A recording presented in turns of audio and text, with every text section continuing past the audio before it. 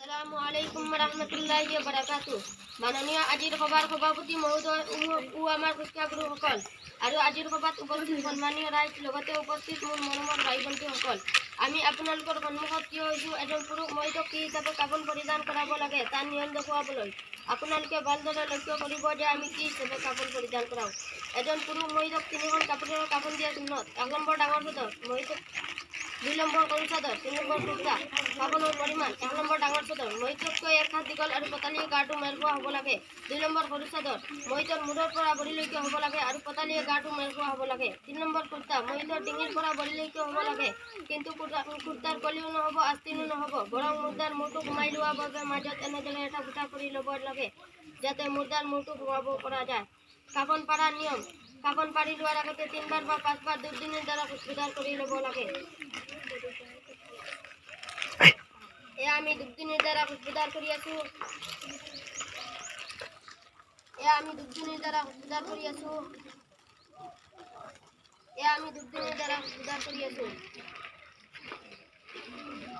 প্ৰথমে ডাঙৰ চাদৰখন পাৰি ল'ব লাগে।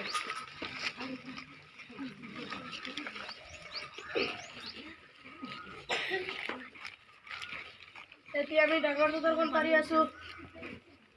তাৰপিছত সৰু চাদৰখন পাৰি ল'ব লাগে।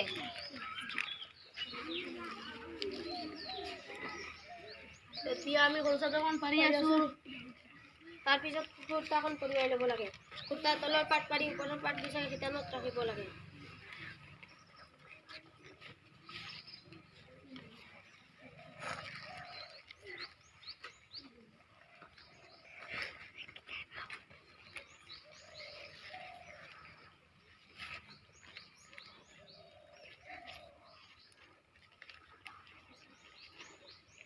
এতিয়া আমি কুৰ্তাখন পাৰি আছোঁ। তাৰপিছত মহিলাক লাহে কাপোৰৰ ওপৰত ৰাখিব লাগে। এতিয়া আমি কাপোৰৰ ওপৰত ৰাখি আছোঁ। কাপোৰ পৰোৱাৰ নিয়ম: প্ৰথমে কুৰ্তাখন পৰোৱাই ল'ব লাগে। এতিয়া আমি কুৰ্তাখন পৰোৱাই আছোঁ। তাৰপিছত মুৰ্দাৰ চিটিদাৰ আৰু টাইট কাপোৰ বা আঁতৰেৰে খোজকাঢ়ি কৰি ল'ব লাগে। প্ৰথমে কঁপালত, তাৰপিছত নাকত, তাৰপিছত সোঁহাতৰ তলাত, তাৰপিছত সোঁহাতত, তাৰপিছত সোঁফালৰ ভৰিৰ তলত, তাৰপিছত বাওঁফালৰ ভৰিৰ তলত, তাৰপিছত বাওঁফালৰ হাঁটুৰ, তাৰপিছত বাওঁফালৰ হাতৰ তলাত। তাৰপিছত সৰু চাদৰৰ বাওঁফাল হ'ব লাগে। এতিয়া আমি সৰু চাদৰৰ বাওঁফাল উঠাই আছোঁ। তাৰপিছত সোঁফাল। এতিয়া আমি সৰু চাদৰৰ সোঁফাল উঠাই আছোঁ। তাৰপিছত ডাঙৰ চাদৰখনৰ বাওঁফাল উঠাব লাগে। এতিয়া আমি ডাঙৰ চাদৰৰ বাওঁফাল উঠাই আছোঁ। তাৰপিছত সোঁফাল। এতিয়া আমি ডাঙৰ চাদৰৰ সোঁফাল উঠাই আছোঁ।